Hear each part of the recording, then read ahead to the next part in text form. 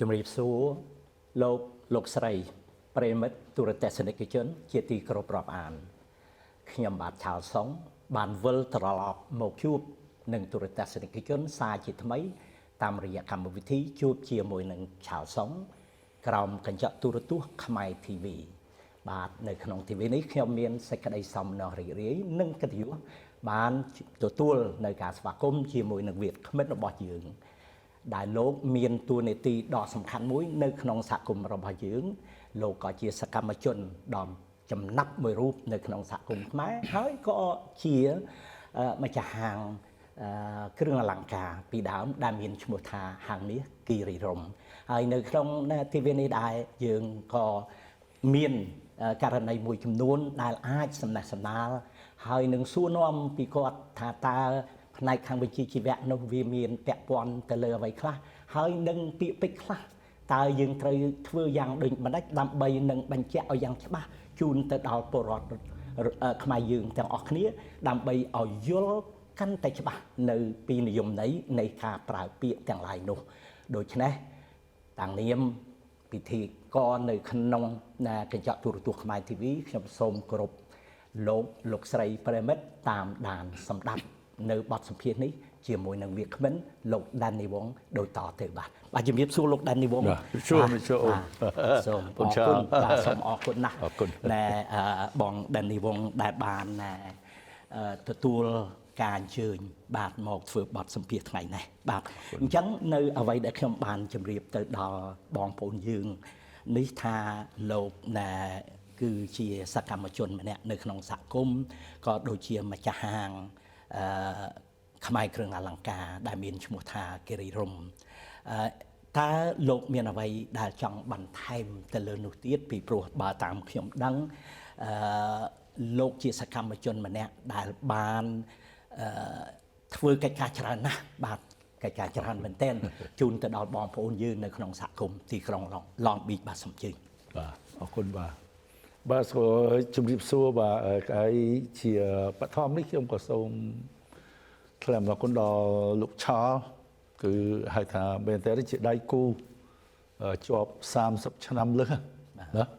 ប៉ុន្តែយើងជួបគ្នាម្ដងម្កាលអញ្ចឹងខ្ញុំយល់ថាមានអត្ថន័យល្អបំផុតសម្រាប់ជីវិតបាទ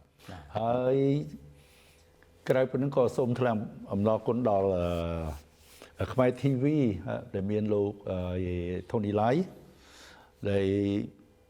គឺក៏ជាការរាប់អានគ្នាយូរណាស់មកហើយដែលមានទឹកចិត្តអ្វីគឺថាបំរើដល់ប្រជាពលរដ្ឋជាពិសេសនៅក្នុងក្រុងឡងប៊ិចហ្នឹងគឺយ៉ាងតិចខ្ញុំធ្លាប់ចាប់ដៃមួយគាត់ហ្នឹងវាជាង10ឆ្នាំមកហើយហើយក្រៅពីនឹងទៀតក៏មានអ្នកស្រីសេនេរ៉ាដែលជានាយកខ្ញុំក៏សប្បាយចិត្តដែរដែលមានហៅថាមានអ្នក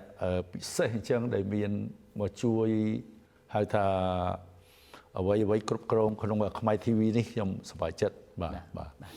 តាមពិតទៅណាយើងក្នុងរយៈនេះយើងមានការឆ្លងកាត់បាទនៅមិនចង់ថាជាបញ្ហាទេក៏ប៉ុន្តែ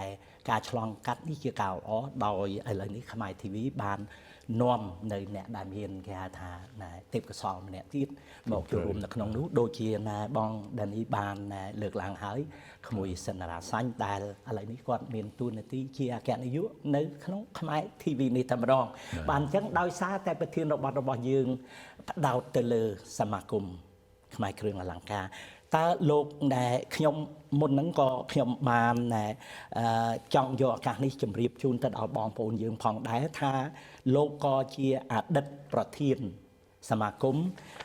ខ្មែរគ្រឿងអលង្ការនៃរដ្ឋកាលីហ្វ័រញ៉ាអញ្ចឹងតើក្នុងគណៈនេះលោកដានីអាចជួយជម្រាបបងប្អូនយើងថាតើសមាគមខ្មែរគ្រឿងអលង្ការនៃរដ្ឋកាលីហ្វ័រញ៉ាហ្នឹង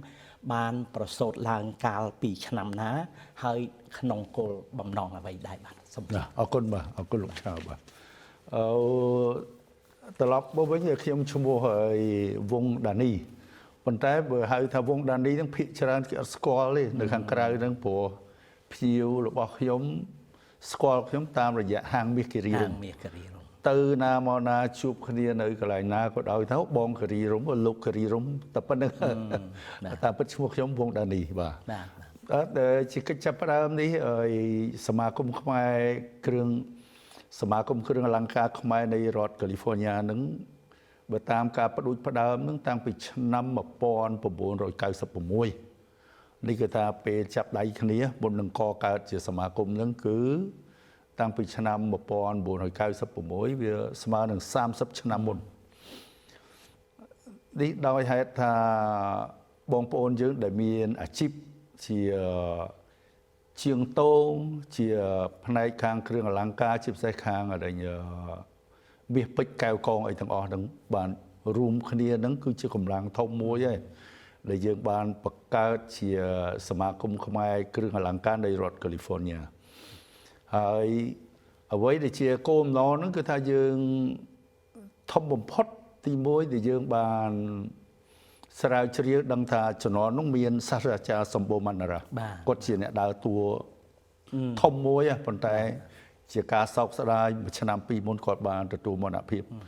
គឺខ្ញុំផ្ទាល់នឹងដែលបានសាកសួរគាត់ព្រោះគាត់សាស្ត្រាចារ្យផ្នែកខាងប្រវត្តិសាស្ត្រខ្មែរ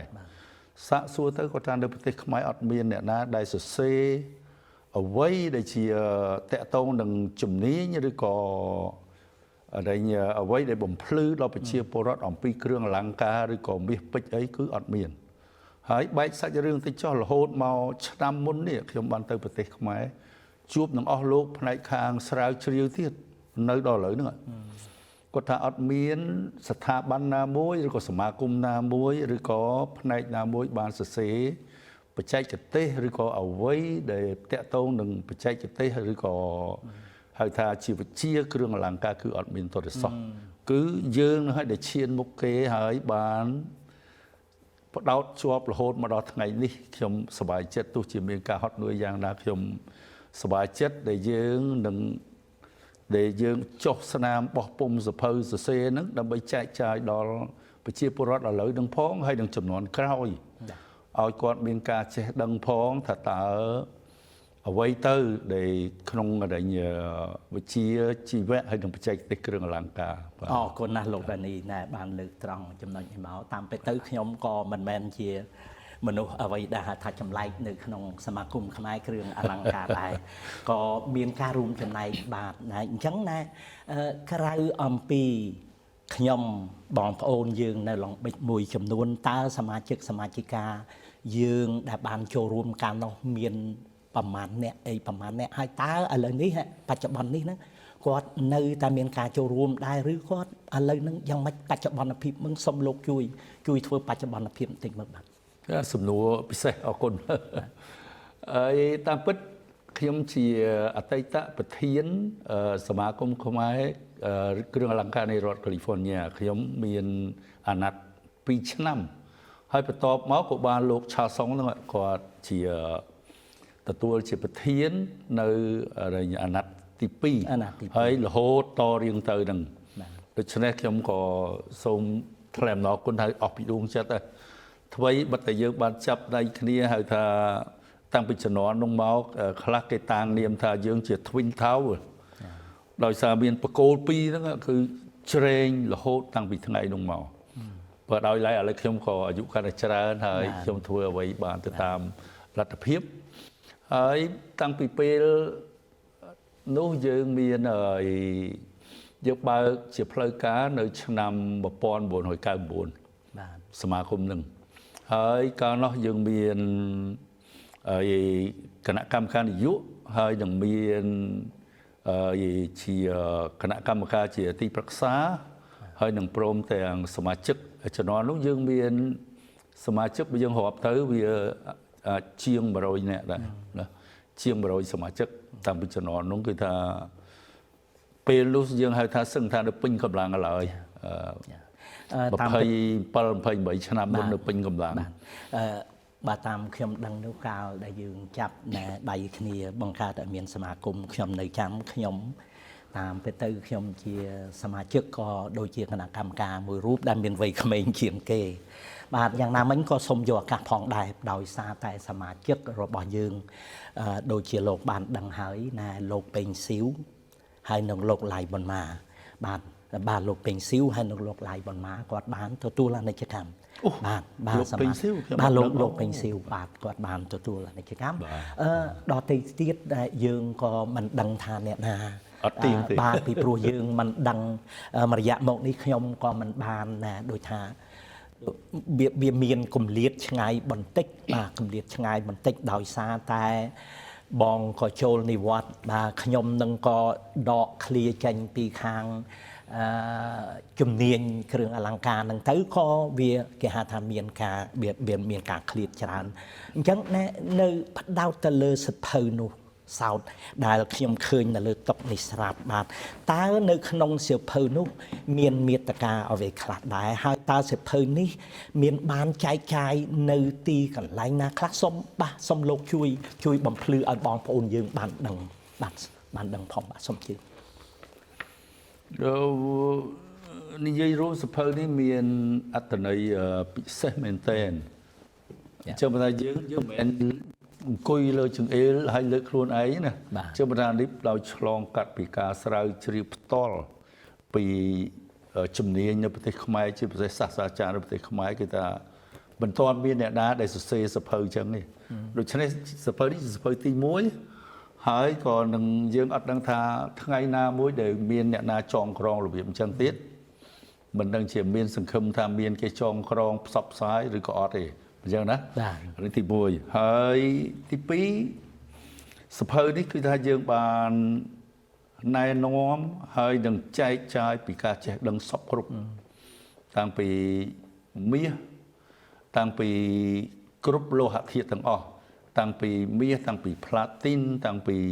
ប្រាក់តាំងពីស្ពាន់តាំងពីទង់ដែងរហូតដល់ Palladium ឬក៏អ្វីៗដែលខ្មែរយើងមិនដែលទាំងស្គាល់ផងប៉ុន្តែយើងចុះនៅក្នុងសភៅនឹងទាំងអស់បាទហើយណាមួយយើងដាក់ទាំងហៅថាតម្លៃមាសទៅទៀតតម្លៃមាសនៅក្នុងនេះតាំងពីឆ្នាំ1968ហ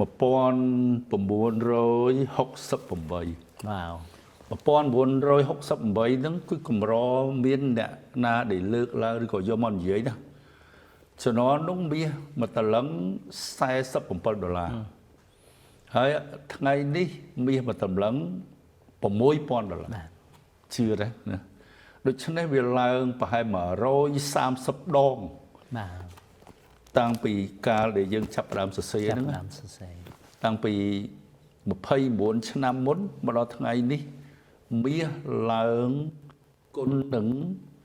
ថា135ដងទៅចុះមកតម្លឹង$47ហើយឥឡូវមកតម្លឹង$6000បាទតាមពិតទៅជាព័ត៌មានមួយដែលខ្ញុំយល់ថាជាព័ត៌មានរសើបមួយដោយហេតុថាប្រជាពលរដ្ឋយើងចូលចិត្តប្រើគ្រឿងអលង្ការជាពិសេសមាសទឹក7ទឹក5ឬក៏មាសទឹក3អីយ៉ាងជាដើមដូច្នេះពាក់ព័ន្ធនឹងប្រជាពលរដ្ឋយើងបើប្រៀបធៀបនឹងប្រជាពលរដ្ឋនៅសហរដ្ឋហើយនឹងប្រជាពលរដ្ឋខ្មែរ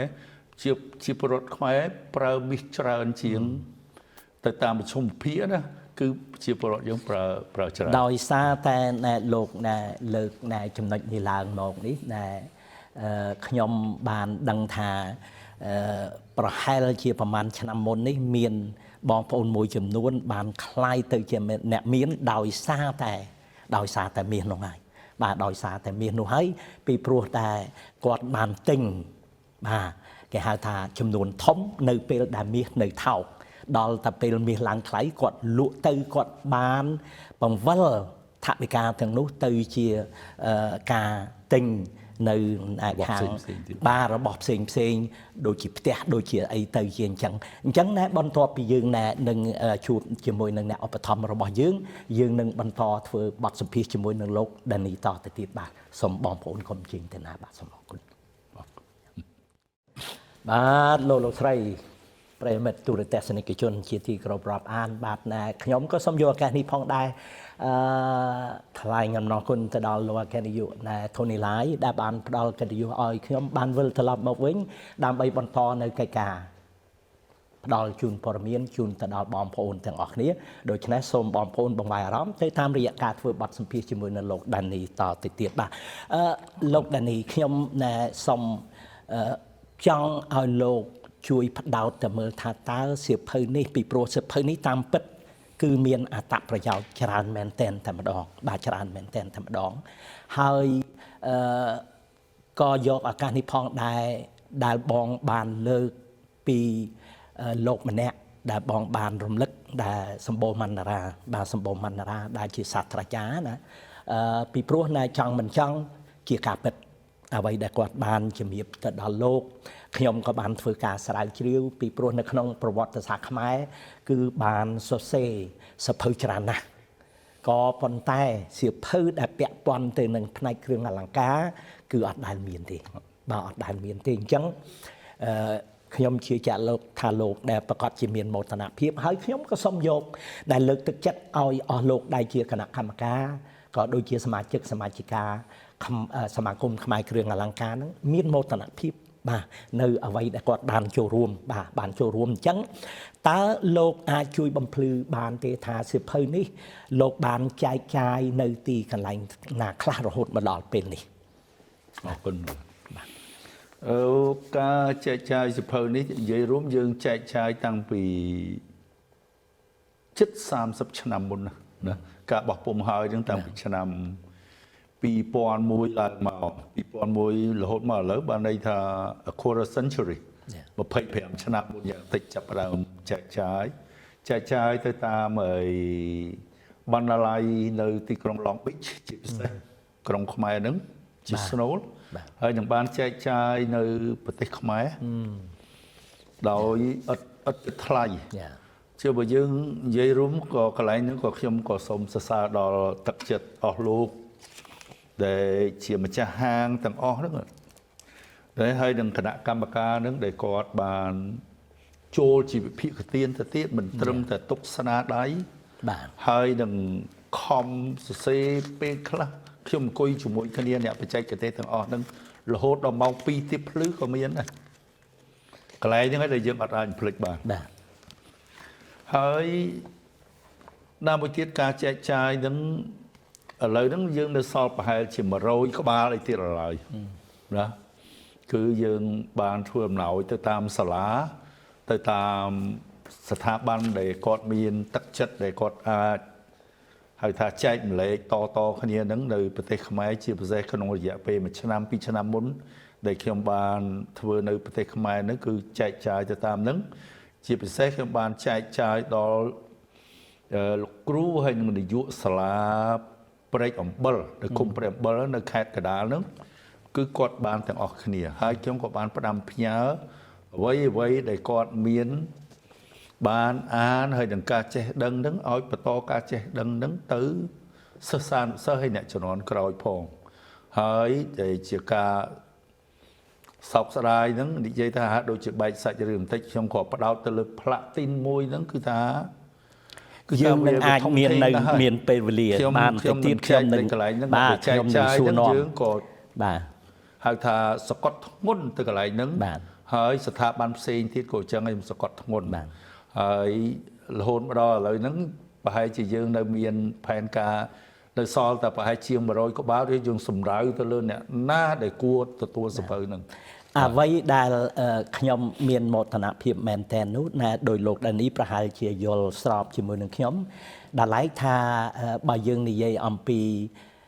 គំនិតផ្ដួចផ្ដើមឬក៏ចំណេះវិជ្ជាបើយើងនិយាយអំពីទំនៀមទម្លាប់របស់ខ្មែរយើងគេមានពាក្យសុភាសិតបាននិយាយថាណែឲ្យត្រីមិនបង្ហាញត្រពាំងមិនអញ្ចឹងណាក៏ប៉ុន្តែសមាគមខ្មែរគ្រឿងអលង្ការផ្ទុយពីនឹងទៅវិញមានន័យថាមិនត្រឹមតែជូនត្រីទៅដល់បងប្អូនទេបង្ហាញទាំងត្រពាំងទៀតត្រឹមត្រូវបាទបង្ហាញទាំងត្រពាំងជូនទៅដល់បងប្អូនមានន័យថាបង្ហាញទាំងអស់បាទអត់មានលាក់លៀមអីទាំងអស់តែម្ដងដូច្នេះនៅក្នុងសៀវភៅនេះគឺមានអត្ថប្រយោជន៍ច្រើនមែនតែម្ដងយ៉ាងណាមិញខ្ញុំចង់ផ្ដោតអារម្មណ៍ទៅលើលោកដែល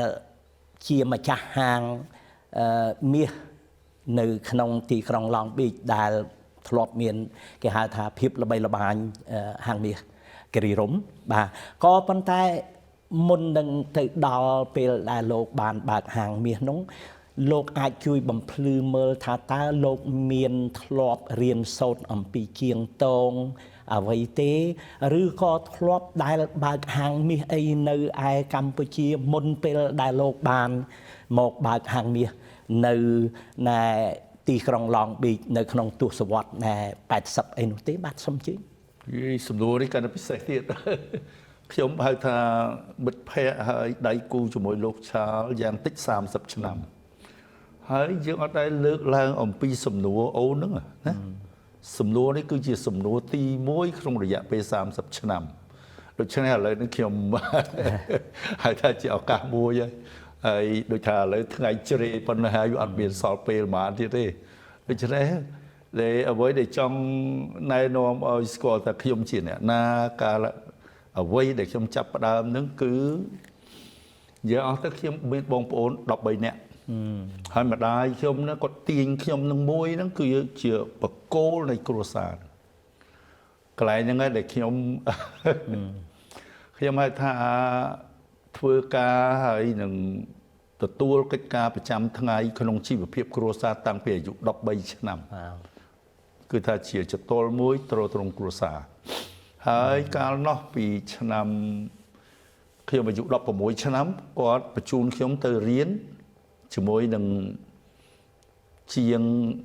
ហៅថាយើងហៅថាជាធម្មតាយើងហៅថាជាងតងក៏យើងទៅរៀនធ្វើមាសណាយើងទៅរៀននឹងដូចជាគ្មានសាលាទេយើងទៅរៀនពីហាងមាសដែរទេមិនអញ្ចឹងណាហើយជំនាន់នោះទៀតសោតយើងមិនមែនគ្រាន់តែរៀនទេណាគាត់ឲ្យមាសគេ6ជីជាងអឿនហ្នឹងបរៀនខ្ញុំហ្នឹងតាំងពីឆ្នាំប្រហែល1968បាទណារួចយើងបងឲ្យគាត់6ជីហើយមិនមែនគាត់ទៅរៀនទេបើការដែលរៀនហ្នឹងអញ្ចឹងមិនថាយើងមិនមែនហៅថាបន្ទោសផ្អាប់អីជាទម្លាប់ទៅហើយទៅរៀនដើម្បីឲ្យឆាប់ចេះយើងត្រូវជួយបង្រើកិច្ចការតេស្តហ្នឹងទៀតណាមានកូនមានចៅគាត់ជួនកាលទៅជួយថែអាសាចៅគាត់ហ្នឹងទៀតជួយហែកទឹកអីចឹងទៅដើម្បីឲ្យគេไปរៀនយកបានឡាដូចយើងចង់រៀនឲ្យចេះចង្វាក់ឆាបមួយចឹងត្រូវរៀនចេះក្នុងរយៈពេល10ថ្ងៃបើយើងអត់បានធ្វើអីឲ្យគេសប្បាយចិត្តគាត់ទាញទៅ20ថ្ងៃទៅរួចពេលវេលាជាទាញដល់អញ្ចឹងទៅយើងត្រូវតែតស៊ូថាមើលទៅនឹងដាក់ខ្លួនជាបំរើគាត់ផងហើយធ្វើមិនឲ្យគាត់សប្បាយចិត្តគាត់ឆាប់បរៀនយើងឲ្យចេះនឹងជាជំហានដំបូងដែលខ្ញុំចាប់ផ្ដើមហៅថាក្នុងរញអាជីពហ្នឹងរួចបន្ទាប់មកក៏បានបើកហាងមាសគិរីរំអូមែនឯសំទុះចំណងនោះដាក់ជាហៅគួងសាងនៅខាងកើតផ្សារទូទំពុងដែលបញ្ជួជាមួយឡនំប៉័ងហ្នឹងណាបើអ្នកនៅចំណងនោះនឹងគឺនៅក្នុងកំឡុងឆ្នាំប្រហែលដែរបានកាលនោះឆ្នាំ1969វ៉ាវ1964ហ្នឹងកាលពីណែសង្គមរាស្ត្រនិយមបាទសង្គមរាស្ត្រនិយមជំនាន់សម្ដេចសីហនុបាទហើយតាំងពីនោះមកក៏យើងនៅមានអាជីវកម្មជាហាងមាសហ្នឹងនៅផ្សារទូទំពុងនោះហើយចេញចូលផ្សារថ្មីគាត់ថាមិនមែនដូចឥឡូវកាលនោះមានប្រជាពលរដ្ឋតែប្រហែលជាង5លាននាក់ឯងមកប្រទេសហ្នឹងឬក៏ថា6លាននាក់ចុះថាយ៉ាងច្រើន6លាននាក់ហើយគឺយើងកកើតតាំងពីនឹងមកហ្នឹងក៏ជាបន្តអញ្ចឹងទៅបាទ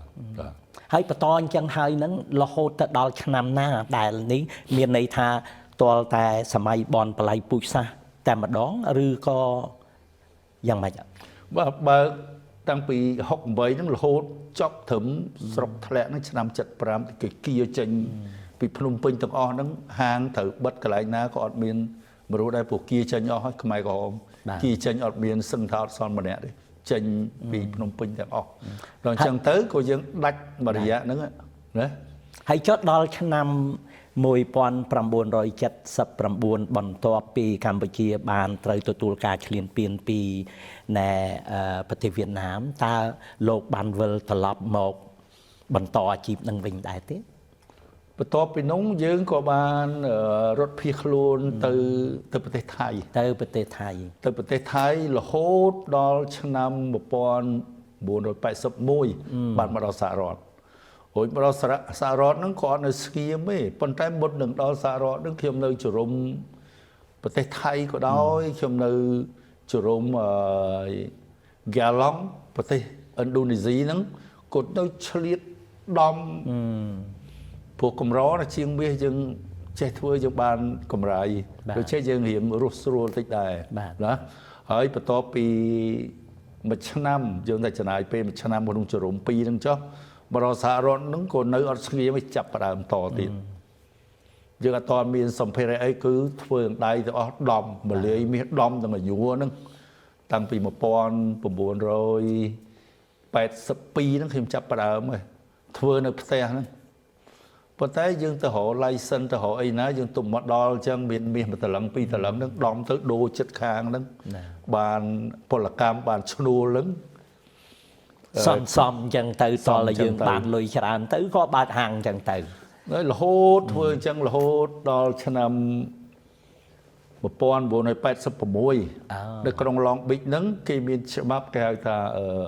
Home Occupation Business អូខេរួចដល់អញ្ចឹងទៅយើងទៅសុំ license ពីសាលាក្រុង Home Occupation Business ហ្នឹងឥឡូវប្រហែលលែងមានទេតាមខ្ញុំដឹងប៉ុន្តែតាំងពីឆ្នាំ1986យើងសុំពី CT បានដល់អញ្ចឹងទៅបានយើងបើកខ្នាតតូចជាអាជីវកម្មនៅផ្ទះចាព្រោះរហូតដល់បានរីកចម្រើនតិចទៀតទៅបានរហូតដល់ឆ្នាំ87 88ចាប់ផ្ដើមបើកហាងមាសគិរីរម្យហ្នឹងតាំងពីជំនាន់1987ឬក៏88ហ្នឹងតរហូតដល់ឆ្នាំ2000ជាងហ្នឹង2000ជាងអញ្ចឹងមានន័យថាហាងនោះឥឡូវអត់មានតទៅទៀតទេហើយលោកក៏ចូលនិវត្តន៍ដែរក្នុងបច្ចុប្បន្នហ្នឹងមិនអញ្ចឹងណាបាទតាមពិតខ្ញុំក៏ចូលនិវត្តន៍រៀងហៅថាឆាប់ចូលនិវត្តន៍ដោយហេតុថាខ្ញុំធ្វើការពេញកម្លាំងដូចមនុស្សចាស់តាំងពីខ្ញុំអាយុ13ឆ្នាំដូច្នេះខ្ញុំត្រូវហៅថាកម្រិតកម្លាំងខ្ញុំឲ្យឆាប់ចូលនិវត្តន៍ចឹងដែរដល់ចឹងទៅក៏យើងបិទហាងនៅពេលដែលយើងចូលនិវត្តន៍នៅឆ្នាំ2008ណាចូលនិវត្តន៍តាំងពីកាលនោះមកបាទតាមគំហើញដែលលោកបានមើលឃើញនៅពេលដែលលោកបានបង្កើតឲ្យមានអាជីពឬក៏មានហាងមាសគិរីរម្យនៅពេលនោះហាងនៅក្នុងទីក្រុង Long Beach នឹងមានប្រមាណប្រៀបធៀបនៅទាំងបច្ចុប្បន្ននេះតើវាខុសគ្នារបៀបយ៉ាងម៉េចដែរបាទដល់កាលនោះបើយើងរាប់តាំងពីឆ្នាំ1990ចុះយើងថាខ្មែរយើងរៀងជុំគ្នាណាពេលហ្នឹងណាជុំគ្នាបានច្រើនហើយ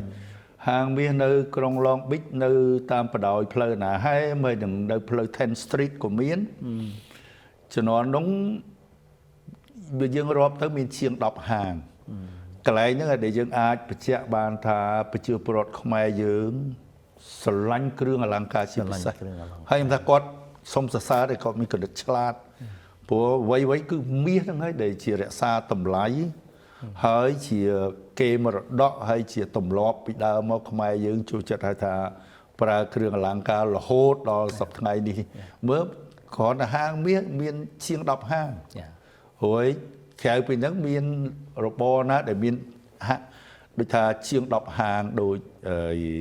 ហាងមាសជាគ្រឿងអលង្ការហ្នឹងចាំមកខ្ញុំសរសើរហើយចុះឥឡូវនេះនៅសល់តែហាងមាសប្រមាណដែរបាទតាមដែលអ្វីដែលលោកបានសម្លឹងឃើញហ្នឹងនៅ Long Beach តាមទីក្រុងខ្មែរហ្នឹងយើងនៅមានហាងមើលលេខស៊ី1 2 3 4 5ប្រហែលជា5ហាងអីប៉ុណ្ណឹងនៅសល់ប្រហែលនៅ5ហាងបាទណែនៅពេលណែខ្ញុំយល់ឃើញថាមូលហេតុដែលខ្មែរយើងមានចំណូលចិត្តប្រើគ្រឿងអលង្ការនោះតាមពិតទៅត្រឹមត្រូវណាស់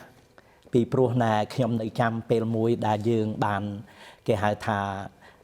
បន្ទាប់ពីបនបល័យពូជសាសហ្នឹងមាសនោះហើយដែលជាប្រាក់ដែលជាថវិកាដែលយើងអាចប្រើប្រាស់ប្រចាំថ្ងៃដូច្នេះបន្ទាប់ពីយើងបានជួបជាមួយនឹងអ្នកឧបត្ថម្ភយើងនឹងបន្តនៅកម្មវិធីរបស់យើងតទៅទៀតបាទសូមបងប្អូនកុំជិះទៅណាបាទសូមអរគុណប ជំរាបសួរលោកស្រីប្រិមិត្តទូរទស្សនិកជនបាទខ្ញុំក៏សូមយកឱកាសនេះផងដែរដើម្បីនឹងថ្លែងអំណរគុណទៅដល់ទូរទស្សនិកជនដែលតែងបានតាមដានទស្សនានៅកម្មវិធីរបស់ខ្ញុំក៏ដូចជាកម្មវិធីផ្សេងៗដែលបានផ្ដល់ទៅដោយទូរទស្សន៍ខ្មែរ TV តាមរយៈកញ្ចក់ទូរទស្សន៍បាទសូមបញ្ជាក់ផងដែរថាយើងខ្ញុំនៅឯខ្មែរ TV តែងតែព្យាយាមរកគ្រប់មធ្យោបាយដើម្បីពំនាំយកមកនៅកម្មវិធីផ្សេងដើម្បីមកផ្សាយជូនទៅដល់បងប្អូនដែលនៅជុំវិញសហគមន៍ក៏ដូចជាបងប្អូននៅឆ្ងាយផងដែរពីព្រោះសម័យនេះគឺជាសម័យជឿនលឿនដែលជាសម័យមួយគ្រាន់តែចុចតែមួយคลิกគឺយើងអាចឃើញបានទាំងអស់គ្នាដូច្នេះខ្ញុំសូមស្វាគមន៍បងប្អូនត្រឡប់មកការធ្វើបទសម្ភាសន៍ជាមួយនឹងលោកដានីវិញម្ដងបាទលោកដានីបើយើងនិយាយអំពីអាជីពនៃគ្រឿងអលង្ការចំពោះបទពិសោធន៍ហើយនឹងគំនិតរបស់លោកតើលោកយល់ឃើញយ៉ាងម៉េចដែរនៅថ្ងៃអនាគតទៅមុខតើអាជីពនេះនឹងអាចនៅមានភាពនឹងធឹងដូចកាលពីដើមដែរទេអូសំណួរនេះក៏ល្អណាស់ដែរដូចខ្ញុំបាននិយាយខាងដើមខ្លះមកហើយហ្នឹងគឺមាសតាំងពីឆ្នាំ1968រហូតមកដល់ថ្ងៃនេះឡើង135ដងគុណនឹង155ដងពីមួយតលឹង$47មកមួយតលឹង$6000ដូច្នេះអ្នកដែលមានអាជីពហ្នឹងឬក៏អ្នកដែលជាជាងតងជាងដាំពេជ្រជាងធ្វើខ្សែឬក៏ជាងអីក៏ដោយហ្នឹងដល់ហេតុថាមាសវាលុយវាធ្លាក់ចេះឲ្យមាសឡើងចេះដល់អញ្ចឹងទៅអ្នកប្រើហ្នឹងគ្នាខ្លះសឹងទៅលែងរួចចាហើយណាមួយសេដ្ឋកិច្ចយើងនិយាយតាក់ទងនឹងសកលលោកផងវាពាក់ព័ន្ធទាំងអស់គ្នាមិនមែនតែប្រជាពលរដ្ឋយើងនេះប្រជាពលរដ្ឋមកសកលលោកគឺប្រើមាសដូចថាពីដើមធ្លាប់ប្រើមាសឥឡូវយ៉ាងច្រើនប្រើតែមាសទឹក5ឬក៏នៅសហរដ្ឋប្រើដូច 14K អីខ្លះហើយភាគច្រើនឥឡូវប្រើប្រាក់ដូច្នេះកន្លែងហ្នឹងហើយដែលធ្វើឲ្យអ្នកដែលមានធ្វើឲ្យអាជីវករទាំងប្រមាណហ្នឹងគឺយូរទៅស្រកដោយហេតុថាមាសឡើងចេះដល់អញ្ចឹងទៅអ្នកដែលមានអាជីពហ្នឹងគឺស្វ័យប្រវត្តិដោយសារយើងយោងទៅតាមអ្នកប្រើដូច្នេះបើតាមខ្ញុំដឹងដូចគ្រាន់តែនៅហាងនៅក្នុងឡងប៊ិចខ្ញុំអាសាប្រស្រ័យតាក់ទងមួយម្ចាស់ហាងគឺគាត់មានថាអត់មានអ្នកណាទទួលទៀតទេហាងមាសហ្នឹងដល់អញ្ចឹងទៅ5ហាងហ្នឹងទៅអនាគតខ្ញុំថាយ៉ាងច្រើន5ឆ្នាំ10ឆ្នាំទៀតយ៉ាងច្រើនសល់តែមួយហាង2ហាងលោកមានប្រសាសន៍បាញ់មិញត្រង់ចំណុចថាมันមានអ្នកណាទទួលមានន័យថាខ្ញុំអាចខុសផងដែរអញ្ចឹងសូមលោកជួយបំភ្លឺខ្ញុំយល់ឃើញថាអាជីពនេះជាអាជីពមួយដែលតម្រូវពេលវេលាច្រើនហើយជាអាជីពមួយត្រូវការភាពអត់ធ្មត់ច្រើនហើយត្រូវការក្មេងជំនាន់ក្រោយដែលមានគំនិតចង់ទទួលគេហៅថាស្នងគេដំណើរពីឪពុកម្ដាយអញ្ចឹងទៅណានេះក៏ជាកត្តាមួយដែលអាចធ្វើឲ្យរាំងស្ទះនៅអាជីពដ៏ល្អមួយនេះទៅថ្ងៃមុខនេះគ្រាន់តែជាអ្វីដែលខ្ញុំមើលឃើញយើងគ្រាន់តែនិយាយអំពីសហគមន៍របស់យើងនៅឯទីក្រុងឡង់ប៊ីទេយើងមិនអាចនិយាយទៅដល់កម្ពុជាទេណានឹងត្រង់ចំណុចនេះបាទអញ្ចឹងណាខ្ញុំចង់ផ្ដោតអារម្មណ៍ទៅលើបទសម្ភាសន៍មួយនៅពេលថ្មីនេះដែលលោកបានចូលរួមជាមួយនឹងទូរទស្សន៍ខ្មែរ CNC TV នៅប្រទេសកម្ពុជាលោកបានលើកយកនៅចំណុចនោះសំខាន់មែនទែនបាទគឺការប្រើពាក្យ platin បាទហើយលោកបានសង្កត់ធ្ងន់ថាការប្រើពាក្យនោះគឺខុសស្រឡះបាទពីភាពពិតដូច្នេះតើលោកអាចជួយបំភ្លឺមើលថាត្រង់ចំណុចនេះដើម្បីឲ្យទស្សនិកជនយើងបានយល់កាន់តែច្បាស់ថាហេតុអីបានពាក្យ platin ហ្នឹងមិនជាការត្រឹមត្រូវបាទនេះគឺជាហៅថាសំណួរកំពូលដែលតាក់ទងដល់សង្ឃថាប្រជាពលរដ្ឋខ្មែរនៅប្រទេសខ្មែរជាពិសេសហើយនឹងប្រជា ជាបរដ្ឋខ្មែរនៅក្នុងសកលលោកគឺថាភិកច្រើនគាត់បានប្រើនឹងគឺថាខុសឆ្លាស់ហ្មងសភៅយើងនៅទំព័រលេខ20បានសរសេរថា Platin បើពាក្យបារាំងគឺជា Platin ហ្នឹងហើយយើងភាសាខ្មែរយើងយោងតាមបារាំងព្រោះយើងនៅក្នុងអាណានិគមនិយមបារាំងរួចបើជាថាភាសាខ្មែរហ្មងខ្ញុំជឿថាអត់មានទេដូច្នេះយើងពាក្យដែល Platin ហ្នឹងគឺចេញពីពាក្យបារាំងរួចបើអង់គ្លេសគេហៅថា Platinum អាហ្នឹងជាភាសាអង់គ្លេសហើយយើងបានសរសេរថា Platin ហ្នឹងជាលោហៈធាតុមួយយ៉ាងដែលមានពណ៌សរលើងហើយស្វិតរឹងទៅទៀតគឺ Platin ហ្នឹងដែលយើងដឹងថាប្រជាពលរដ្ឋយើងកំពុងតែប្រើគឺថាខុសសង្ឃថាទាំងអស់គ្នាមិនត្រឹមតែប្រជាពលរដ្ឋទេអ្នកដែលមានអាជីពអ្នកដែលមានហាងទាំងខ្ញុំដើរអស់ហើយនៅប្រទេសខ្មែរខ្ញុំលុកលុយផ្សារថ្មីតាមហាងផ្សារថ្មីតាមជាងតងជាងដាំត្បូងដាំពេជ្រហើយតាមជនបទតាមខេត្តគេដាក់ផ្លាកថាទិញចូល Platin តើស្រុកខ្មែរមាន Platin ដែលត្រូវទិញចូលមានអ្នកណាម្នាក់ដែលធ្វើចំនួន Platin ហ្នឹងអញ្ចឹងណែ អត់មានទោះតែសោះអញ្ចឹងណែលោកតាមការស្រាវជ្រាវឬក៏តាមបែបបទនៃការសរសេរនៅក្នុងសៀវភៅខ្មែរគ្រឿងអលង្ការនេះលោកចង់មានប្រសាសន៍ថា Platin គឺគ្មានសារធាតុមាសនៅក្នុងនោះទេអញ្ចឹងណាត្រឹមត្រូវ Platin នេះជាឧទាហរណ៍មួយដែលខ្ញុំយកគំរូខ្លះមកបង្ហាញណាបាទអ្វីដែលហៅថា Platin នេះជារបស់នេះណារបស់នឹងសុទ្ធសាធដែលជាពណ៌សភ្លឺអញ្ចឹងណាបើយើងរាប់តែពណ៌វារបៀបដូចហៅថាដេរ៉ាឬក៏អាលុយមីញ៉ូមបើពណ៌អាលុយមីញ៉ូមហើយពណ៌ Platin ហ្នឹងយើងថាដូចគ្នាបេះបិទបាទហើយខ្មែរយើងហៅថា Platin ហ្នឹងគឺរបស់ទៀតណាមាសដែលមានទឹក7នេះណាទឹក7ឬក៏ទឹក5ឬក៏ទឹក3ឥឡូវហ្នឹងគាត់កំពុងតែប្រើដោយហៅថាខុសពាក្យហៅថាខុសទាំងវប្បធម៌ទាំងភាសាទាំងអ្វីទាំងអស់ហើយសប្តាហ៍ថ្ងៃហ្នឹងគឺណាអ្វីដែលខ្ញុំសម្គាល់ឃើញហ្នឹងឥឡូវហ្នឹងអ្នកដែលមានអាជីពហ្នឹងហើយរហូតដល់គាត់ដាក់ផ្លាកទៀតណាយីហោគាត់ហ្នឹងគាត់ដាក់ថាទិញចូល Platin រួច Platin គាត់ដែលគាត់មានន័យថាទិញចូលហ្នឹងគឺពណ៌នេះណាដូច្នេះការដែលប្រើខុសហ្នឹងខ្ញុំមានការសោកស្ដាយជាទីបំផុតបើខ្ញុំតាមដែលខ្ញុំដើរស្រាវជ្រាវខ្ញុំចូលចិត្តលុកលុយតាមខេត្តតាមតំបន់នានាតាមស្រុកតាមភូមិទីផ្សារខ្ញុំចូលទាំងអស់ផ្លាកហ្នឹងគឺដាក់ថាទិញចូល Platin ទិញចូល Platin តាមពិតនេះដែល Platin ដែលគាត់ទិញចូលអញ្ចឹងហើយគាត់ដែលមានទិញ Platin អញ្ចឹងចូលហ្នឹងអញ្ចឹងអញ្ចឹងលោកអាចបញ្ជាក់ប្រាប់ឲ្យគាត់ដឹងថា Platin គឺអត់មានសារធាតុមាសទឹកដប់នៅក្នុងនឹងទេមិនអញ្ចឹងណាត្រឹមត្រូវនេះជា Platin នេះគឺអត់មានសារធាតុមាសនៅក្នុងនឹងតតែសោះគឺអត់តតែសោះហើយបើយើងនិយាយពីតម្លៃវាទៀតគឺថោកជាងមាសចង់3ដងដូចថាឥឡូវមាសយើងតម្លៃ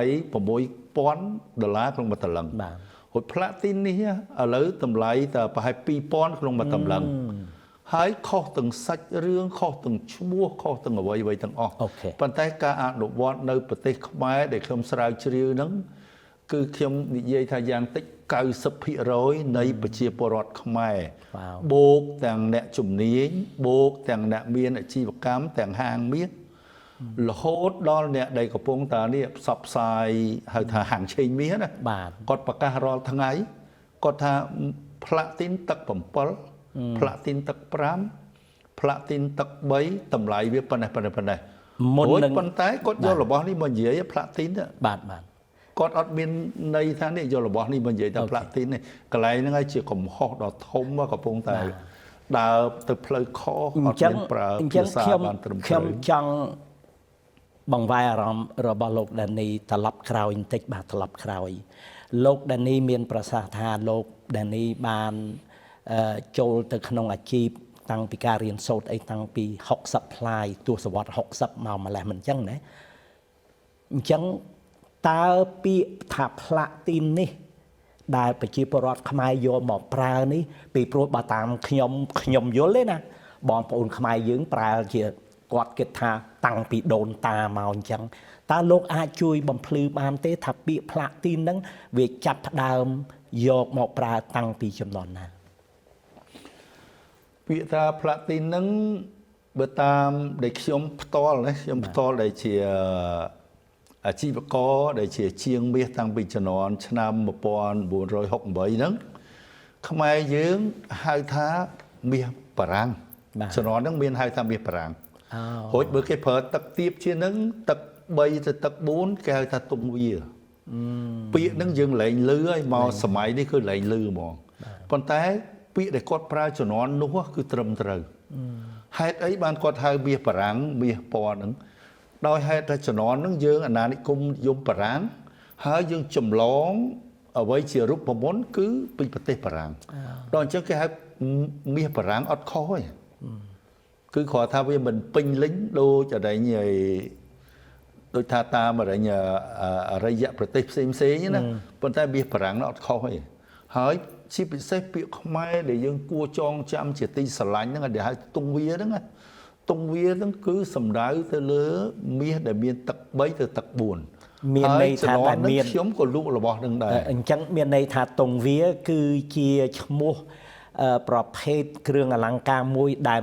មានលាយសារធាតុមាសតិចបំផុតមិនអញ្ចឹងណាបាទត្រឹមត្រូវបាទហើយខ្ញុំអត់ដែលមានហៅថាខ្ញុំធ្វើចំនួនមួយផ្សារថ្មីដែរជំនាន់នោះអញ្ចឹងណាខ្ញុំហាងខ្ញុំនៅទូតពងប៉ុន្តែខ្ញុំចេញចូលផ្សារថ្មីទៀតហើយខ្ញុំអត់ដែលឮអ្នកណាម្នាក់ដែលហៅរបស់ហ្នឹងជាផ្លាទីននេះណាជំនាន់ហ្នឹងអត់តន់មានអ្នកណាហៅថាផ្លាទីននេះហើយដែលអ្វីដែលខ្ញុំបានសិក្សាច្បាស់លាស់ហ្នឹងចាប់ផ្ដើមហៅផ្លាទីនហ្នឹងតាំងពីចំនួនដែលវៀតណាមវាយចូលប្រទេសខ្មែរហ្នឹងតាំងពីជំនាន់1979ហើយតាំងពីហ្នឹងមកទីផ្សារហ្នឹងគឺចាប់ផ្ដើមប្រើហៅថាផ្លាទីនតាំងជំនាន់ហ្នឹងមកដូច្នេះពាក្យហ្នឹងប្រើតាំងពីឆ្នាំ1980ចឹងណារហូតមកដល់ថ្ងៃហ្នឹងដូច្នេះអ្វីដែលជះមកហ្នឹងគឺថាជាហៅថាជាពាក្យអវិជ្ជមានសុទ្ធសាធវាមិនមែនជាផ្លាទីនទេនាំគ្នាហៅថាផ្លាទីនបើអញ្ចឹងតាមស្ដាប់លោកអ្នកមានប្រសាសន៍ហ្នឹងគឺអាចថាការភាសាឬក៏ពាក្យដែលប្រើថាផ្លាទីនហ្នឹងអាចជាការជ្រួតជ្រាបចូលពីបរទេសមកវិញប្រទេសជាតិខាងមកវិញអាចទេពីព្រោះឥឡូវនេះខ្ញុំឃើញភាសាខ្មែរយើងច្រើនណាស់ដែលខ្ញុំអត់ដែលឮដែរឧទាហរណ៍ដូចជាពាក្យខ្ញុំឥឡូវគេលែងខ្ញុំវាទៅជាខ្ញុំបាទទៅជាខ្ញុំបាទទៅជាស្អីអញ្ចឹងទៅអាចទេអាចថាជ្រួតជ្រាបនឹងពាក្យថាផ្លាទីននឹងអាចចូលពីប្រទេសជាតិខាងហ្នឹងតិចបើតាមតែយើងដឹងដូចខ្ញុំបានជម្រាបជូនខាងដើមអញ្ចឹងផ្លាទីនជាពាក្យបារាំងហ្នឹងដូច្នេះផ្លាទីនខ្ញុំយល់ថាដែលបងប្អូនយើងប្រជាពលរដ្ឋសាសឹងទាំងអស់ហ្នឹងប្រើពាក្យថាផ្លាទីនហ្នឹងប្រហែលមិនមែនពីមនោគមវិជ្ជាប្រទេសដទៃទេគឺប្រហែលជាសន្យាគ្នាគាត់ថារបស់ហ្នឹងហៅផ្លាទីនទៅហៅផ្លាទីនគ្រប់គ្នាដោយអត់មានយល់ដឹងអ្វីទាំងអស់ការចេះដឹងគឺអត់មានរួចតាមគ្នារហូតមកដល់សប្តាហ៍ថ្ងៃហ្នឹងដែលខ្ញុំមានការសោកស្ដាយមើលអ្នកជំនាញក៏គាត់ហៅផ្លាទីនដូចជាខ្ញុំសូមបើកវងកញ្ចក់ឲ្យបន្ថែមសាច់រឿងនឹងបន្តិចទៀតទៅចោះឧទាហរណ៍ថាឥឡូវប្រជាពលរដ្ឋមកភូមិហ្នឹងគេហៅថាផ្លាទីនគ្រប់គ្នាហើយគាត់មានអាជីពជាហាងមាសរួចគាត់ហៅមាសទឹក7ដល់អញ្ចឹងទៅជួនកាលប្រជាពលរដ្ឋហ្នឹងគេថាគេហៅផ្លាទីនគ្រប់គ្នាហើយព្រោះអ្នកឯងហៅជាមាសទឹក7ដល់អញ្ចឹងទៅគាត់ត្រូវផ្ដេកផ្ដួលអាការដែលគាត់ចេះដឹងហ្នឹងដើរទៅតាមអ្នកអត់ចេះទៅវិញព្រោះគាត់ត្រូវការជាអាជីពផងគាត់ ដល់អញ្ចឹងទៅឥឡូវហ្នឹងនាំគ្នាហៅផ្លាទីនគ្រប់គ្នារបស់ដែលមិនមានទាំងសារធាតុផ្លាទីនបានតិចសោះនៅក្នុងហ្នឹងទៅជាហៅថាផ្លាទីន នៅក្នុងការឆ្លងកាត់នៃការធ្វើបទសម្ភាសន៍នេះខ្ញុំបានឮណែលោកតែងតែរំលឹកពាក្យថាទឹក7ទឹក8ទឹក5ទឹកអីហ្នឹងអញ្ចឹងបើសិនជាពាក្យផ្លាទីននេះវាមិនត្រឹមត្រូវតើចំពោះលោកយល់ថាពាក្យអ្វីដែលជាត្រឹមត្រូវដែលបងប្អូនគួរតែយកមកប្រើនោះ សំណួរហ្នឹងគឺផ្ដោតទៅលើអ្វីដែលខ្ញុំបានសិក្សានៅប្រទេសខ្មែរបាទនៅប្រទេសខ្មែរខ្ញុំជួបជាងតងជាងមាសឬក៏ហាងមាសអ្វីខ្ញុំបានពិភាក្សាមួយគាត់ទៀតដូចលោកឆាបានសួរខ្ញុំវិញអញ្ចឹងណាចុះបើយើងមិនហៅថាជាផ្លាទីនយើងហៅរបស់នឹងជារបស់អ្វីដល់អញ្ចឹងទៅគាត់បានបន្ទាប់ពីពិភាក្សាទៅយើងទាំងអស់គ្នាបានឯកភាពហៅថាមាសទឹក7ឬក៏មាសទឹក5ឬក៏មាសទឹក3កន្លែងហ្នឹងហើយជាពាក្យត្រឹមត្រូវបំផុតដែលយើងហៅរបស់នឹងគឺត្រឹមត្រូវហើយអត់ខុសពីប្រទេស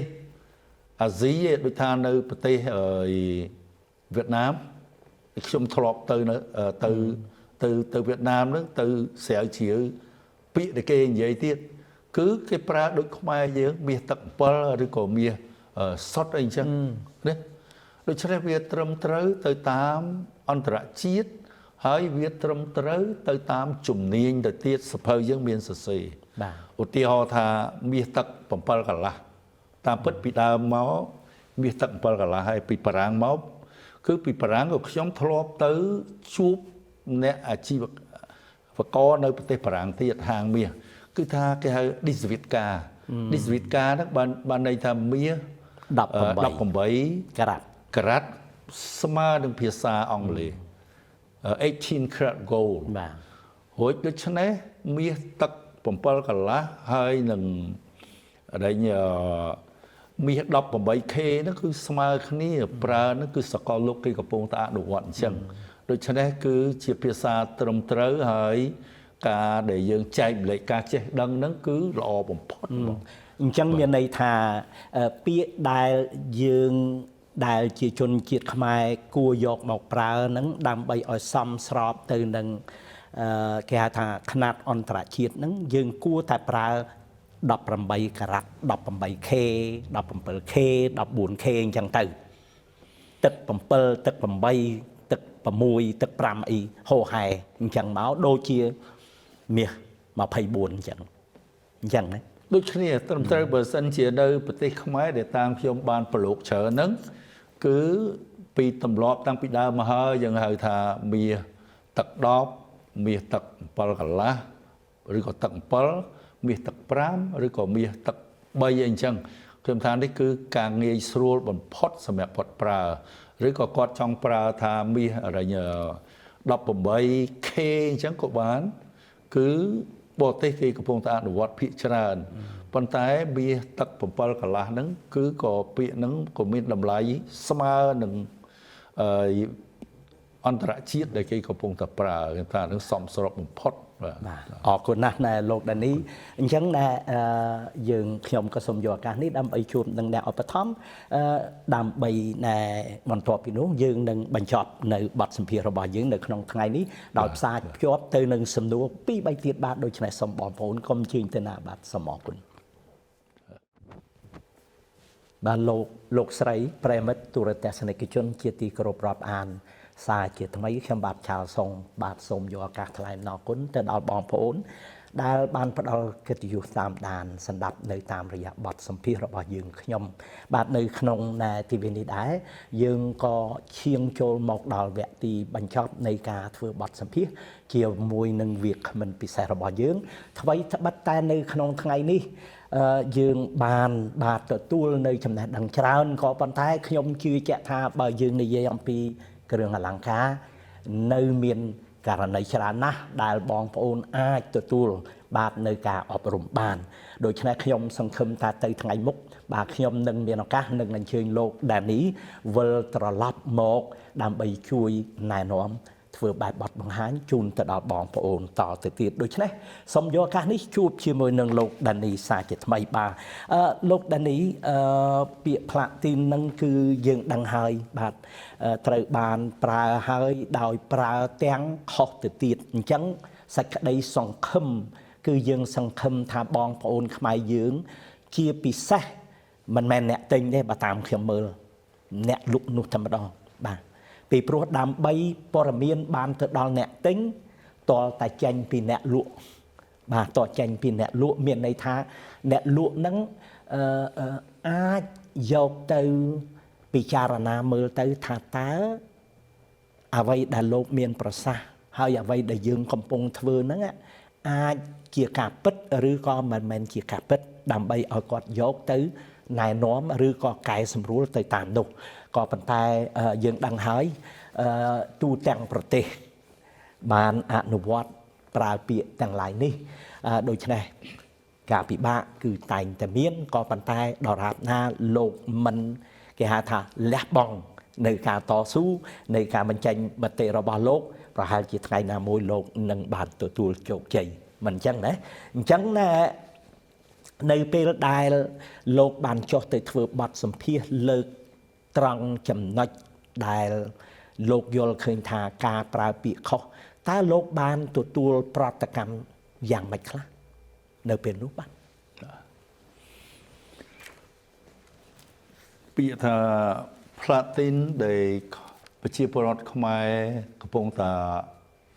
ប្រើប្រាស់ហើយនឹងជាពិសេសរហូតដល់អ្នកជំនាញហើយរហូតដល់ម្ចាស់ហាងទៅទៀតដែលគាត់អត់មានជំរឿនឲ្យគាត់ប្រើថាពាក្យផ្លាទីននឹងដោយ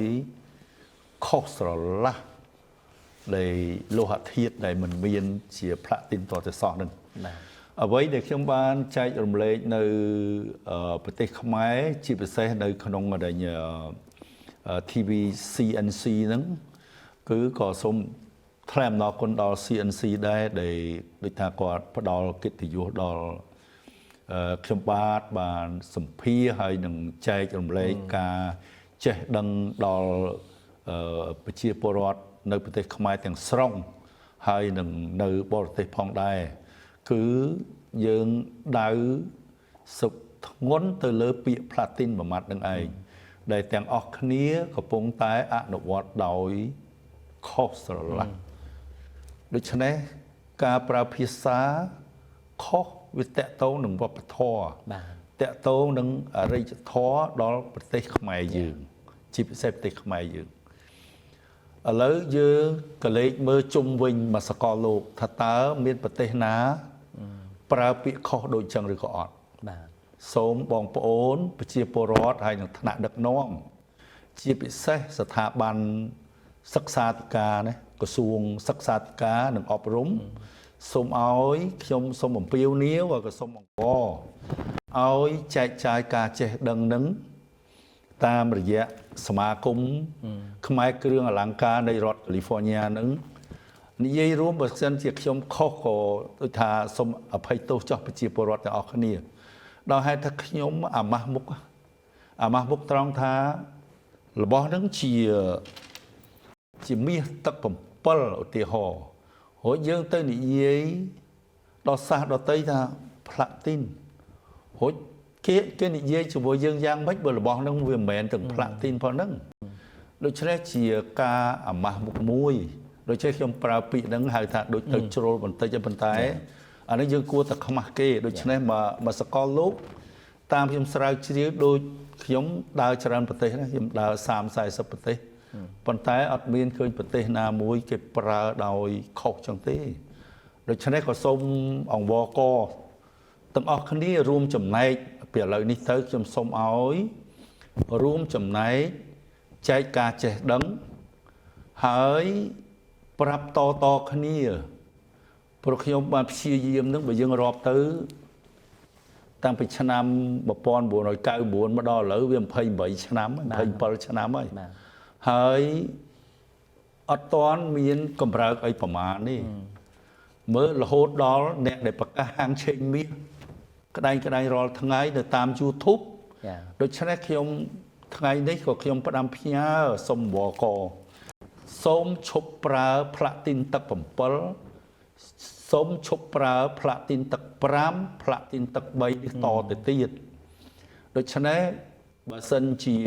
មានសំណួរអីខ្ញុំអាចបំភ្លឺបានទាំងអស់ប៉ុន្តែលោកអាចចូលទៅក្នុង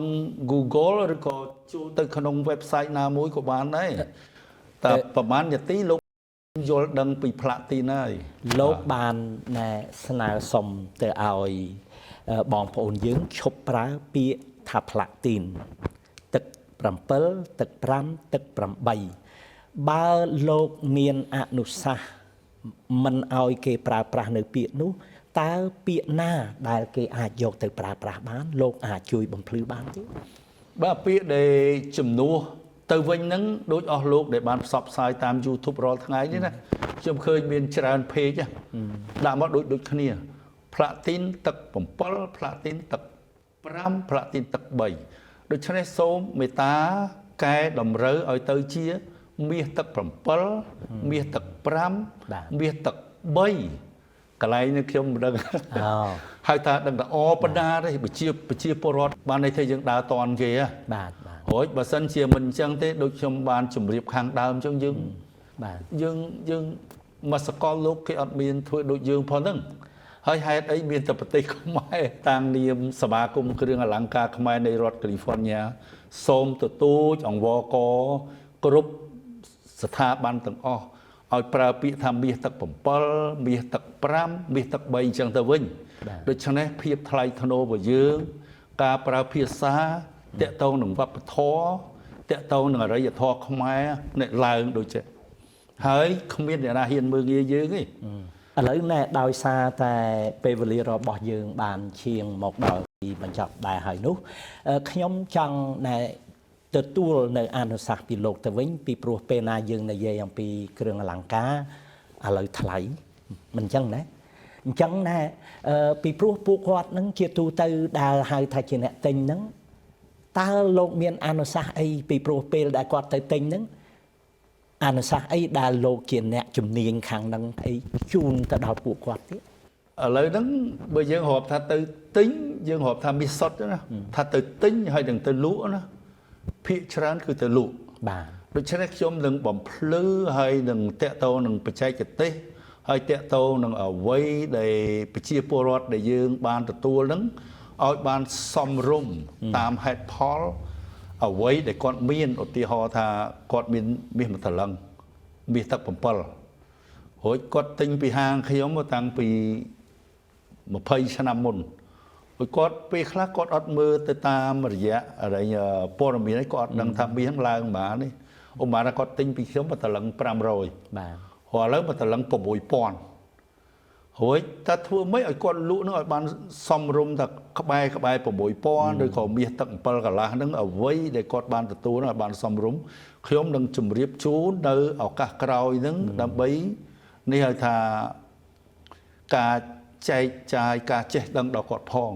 ហើយអ្វីដែលគាត់បានទទួលហ្នឹងឲ្យវាមានយុត្តិធម៌ បាទចំណុចនេះពិតជាល្អមែនទែនពីព្រោះខ្ញុំជឿជាក់ថាអ្វីដែលហៅថាជាអ្នកទិញហ្នឹងគឺតែងតែចង់ដឹងថាតើខ្លួនឯងហ្នឹងត្រូវទិញ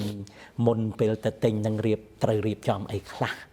ដើម្បីកុំឲ្យគេថាគេកាប់យើងពេកណាបាទកុំឲ្យគេកាប់យើងពេកឬក៏ទៅទិញឲ្យបានគ្រឿងអលង្ការដែលល្អបាទអញ្ចឹងដូចខ្ញុំបានជំរាបទៅដល់ណែទស្សនិកជនរបស់យើងអញ្ចឹងថាបើយើងនិយាយអំពីគ្រឿងអលង្ការច្រើនណាស់បាទมันអាចបញ្ចប់ត្រឹមតែនៅក្នុងការធ្វើបទសម្ភាសន៍តែមួយនោះទេតែយ៉ាងណាមិញនៅក្នុងថ្ងៃនេះបងប្អូនអាចទទួលបានណែការអប់រំច្រើនបាទការអប់រំច្រើនជាពិសេសគឺផ្ដោតទៅលើការប្រើពាក្យថាផ្លាទីននោះតែម្ដងបាទសូមបងប្អូនយល់បាទនៅអ្វីដែលលោកដានីគាត់បានជម្រាបទៅបងប្អូនច្បាស់លាស់ផ្លាទីនភាសាបារាំងដែលជាភាសាអង់គ្លេសហៅថា platinum បាទ platinum ពាក្យទាំងពីរនេះក៏សូមបញ្ជាក់ផងដែរថា platinum ហើយនិង platin គឺគ្មានសារធាតុមាសដោយអ្វីដែលលោកដានីគាត់បានជំរាបអញ្ចឹងគឺជា platin តែម្ដងអញ្ចឹងអ្វីដែលយើងយកមកប្រើប្រាស់ ពាក្យដែលហៅថាផ្លាទីនតាំងពីទសវត្សរ៍